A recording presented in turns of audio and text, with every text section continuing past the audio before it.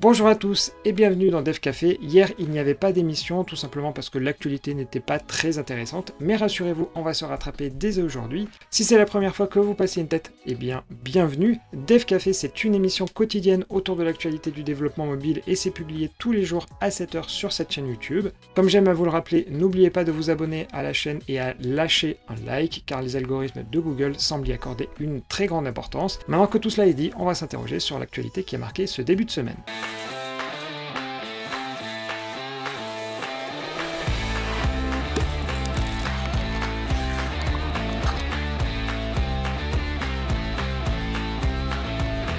On commence ces actualités en s'intéressant bien évidemment à une nouvelle version d'iOS, à savoir la 16.1 Beta 3. Au niveau des nouveautés, il n'y a pas grand chose, si ce n'est là une petite amélioration au niveau des papiers peints, mais rien de très intéressant. En revanche, c'est du côté d'iPadOS et non pas la Beta 3, mais la Beta 5, parce qu'il y a un petit décalage entre les deux. Et vous avez peut-être déjà entendu parler de Stage Manager, qui est ce que vous voyez juste ici, qui est une autre manière d'afficher le multitâche. Auparavant, il était limité aux iPad M1, et désormais, il va être disponible pour tous. En revanche, ce multitâche prenait tout son sens avec un écran externe. Malheureusement, cette fonctionnalité-là, elle est supprimée. On reste sur iOS et malheureusement avec une mauvaise nouvelle. Comme vous le savez, certains iPhones ont des écrans qui rafraîchissent à 120 Hz contre 60 en temps normal. Et si les applications iOS utilisent UIKit, il n'y a absolument aucun problème pour profiter des 120 Hz. Par contre, si vous faites du SwiftUI, malheureusement c'est limité à 60. Et comme vous pouvez le voir juste ici, à gauche c'est UIKit et à droite c'est SwiftUI. Dans un cas c'est fluide, dans l'autre ça ne l'est pas, tout simplement parce que c'est rafraîchi 2 fois moins vite. Et voilà, c'est un peu dommage que SwiftUI, qui a tout de même plusieurs années, ne supporte toujours pas ça. Ensuite, depuis iOS 16, il y a les Live Activities qui sont disponibles sur le système et ça permet d'afficher un widget sur l'écran de déverrouillage qui va se mettre à jour au fur et à mesure du temps, d'où l'idée de Live Activity. Et sur les nouveaux iPhone 16 Pro, il y a le Dynamic Island et d'ailleurs, je vous invite à regarder la petite vidéo que j'avais fait à ce sujet. Et Apple vient de publier des guidelines autour de tout cela, notamment avec des bonnes pratiques. Donc d'une part, ils indiquent que les Live Activities doivent bien avoir un début et une fin, et que ça ne doit pas dépasser les 8 heures de préférence. Pour ce qui est du contenu, il faut afficher uniquement les informations essentielles, et si toutefois il y a des informations sensibles, surtout les cacher, parce que potentiellement quelqu'un d'extérieur pourrait lire ce qui est à l'écran. Ensuite, élément important, il ne faut pas afficher des publicités ni des promotions, et il termine en indiquant que si l'activité peut être mise en pause ou arrêtée, ça doit être facilement accessible dans l'application, tout en précisant que lorsqu'on va cliquer sur le widget ou sur le Dynamic Island, on doit être redirigé au bon endroit dans l'application. Et enfin, information intéressante, de base quand une Live Activity est terminée, le système va la supprimer automatiquement après 4 heures, mais imaginons que ce soit le cas d'un repas ou d'une livraison Uber, c'est peut-être pas très intéressant d'avoir cette information-là 4 heures après, donc dans ce cas-là, ce serait à vous à le supprimer côté code. Et on va clore ce chapitre autour d'iOS avec le mail qu'a reçu un développeur et que vous voyez juste ici. En l'occurrence, il a développé une application et il ne l'a pas mise à jour depuis 3 ans, tout simplement parce qu'il n'y en avait pas besoin. Mais ce qu'Apple lui indique, c'est que si toutefois il ne met pas à jour son application dans les 90 jours, elle va être tout simplement supprimée. Et au niveau des explications, c'est relativement flou parce qu'on lui indique que si toutefois il avait atteint un certain nombre de téléchargements, eh bien il n'y aurait pas eu besoin de faire ça.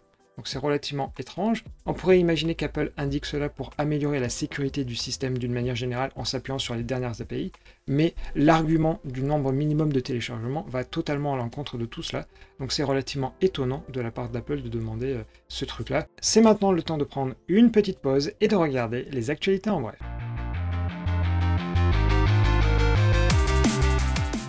Depuis la sortie des nouveaux iPhones, les fabricants de smartphones planchent sur une copie de Dynamic Island version Android. Mais c'était sans compter sur la photocopieuse de chez Samsung qui est à l'œuvre avec l'écran de déverrouillage. Depuis la 3e bêta de One UI 5, on peut modifier cet écran d'une manière très similaire à iOS comme vous pouvez le voir sur ces captures. L'Amazon App Store était disponible sur Windows 11 uniquement aux États-Unis et au Japon. Mais la semaine passée, Microsoft avait annoncé son arrivée dans de nombreux pays francophones, dont la France, la Belgique ou la Suisse. Il n'aura pas fallu attendre très longtemps car la boutique d'applications est d'ores et déjà disponible. Malheureusement, comme vous pouvez le voir en vidéo, les performances sont loin d'être bluffantes. Incroyable mais vrai, des ROM custom pour Android 13 sont disponibles sur les Samsung Galaxy S3 et Galaxy Note 2 alors qu'ils sont sortis en 2012. Basé sur LineageOS 20, le support n'en est qu'à ses débuts car le NFC, les cartes SD et bien d'autres fonctionnalités ne sont pour le moment pas gérées, mais on note l'exploit. Google a publié il y a quelques jours une vidéo de sa future montre connectée, la Pixel Watch. Mais étonnamment, une nouvelle version de cette vidéo a été publiée avec des bordures d'écran bien plus fines. Qui des deux aura raison? Nous le verrons jeudi prochain lors de la présentation officielle. Assez étonnamment, Huawei devait tenir sa conférence pour les développeurs en Chine au milieu du mois d'octobre. Finalement, elle est décalée au mois de novembre, une pratique très peu répandue sans que l'on ne comprenne vraiment pourquoi. Que vous soyez un addict à la série des Simpsons ou non, vous avez probablement déjà vu les fameuses introductions des épisodes. Dans le numéro diffusé ce dimanche et également premier épisode de la saison 34, un hommage au dino de Chrome y était fait, une très belle dédicace. Ensuite, on va s'intéresser à Apple Pay et Google Pay, qui d'ailleurs s'appelle maintenant Google Wallet, et vous voyez sur cette illustration, on va comprendre comment tout le mécanisme fonctionne. Alors pour ce qui est de l'enregistrement de la carte, côté iPhone, l'information est envoyée au serveur d'Apple, et les serveurs d'Apple vont contacter la banque. À ce moment-là, la banque va émettre un DAN, c'est-à-dire un Device Account Number, et cette information va revenir sur l'iPhone qui va le stocker de manière sécurisée. Côté Google, c'est totalement différent, la carte bleue va être envoyée au serveur de Google, les serveurs de Google vont stocker la carte et renvoyer un token au téléphone. Et ensuite, lors d'un paiement, si c'est côté iPhone, il y a uniquement le DAN qui est envoyé au serveur d'Apple mais qui ne sait pas quoi en faire.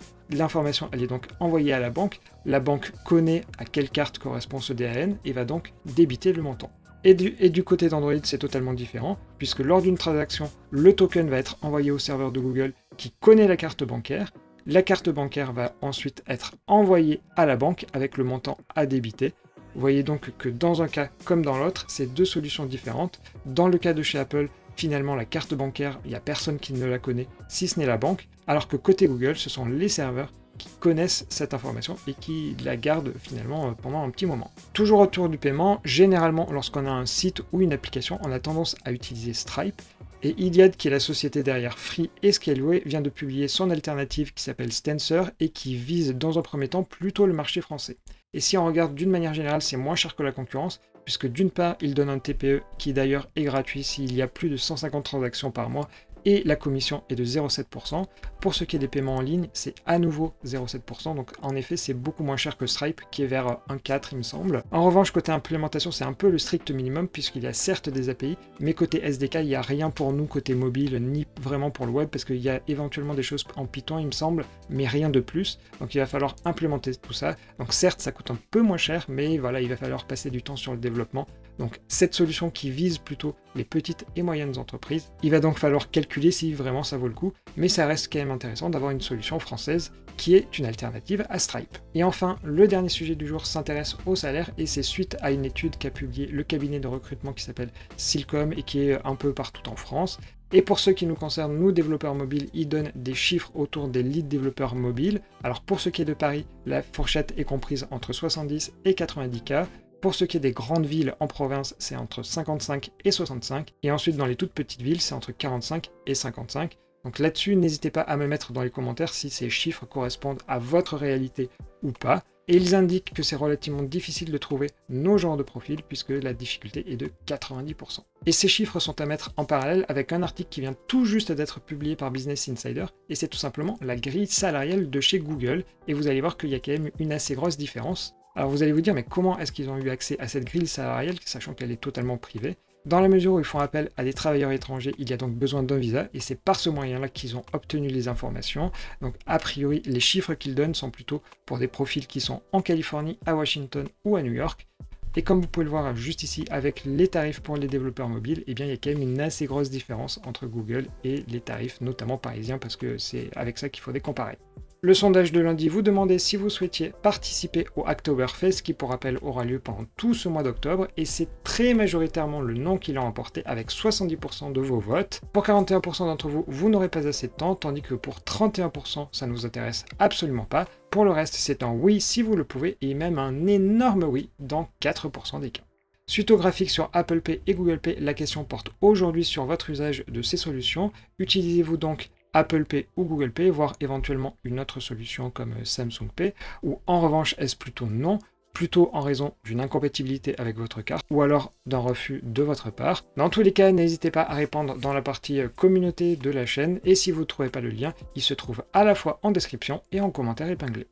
Et bien voilà, c'était tout ce qu'il fallait retenir de ce 43e épisode de Dev Café qui, je l'espère, vous aura plu. Auquel cas, n'hésitez pas à liker la vidéo si ce n'est pas encore fait. Je ne sais pas s'il y aura un tuto publié ce midi, mais n'hésitez pas à activer la cloche au cas où pour être notifié dans ce cas-là. Quoi qu'il en soit, je vous souhaite une bonne journée et je vous donne rendez-vous pour une prochaine vidéo.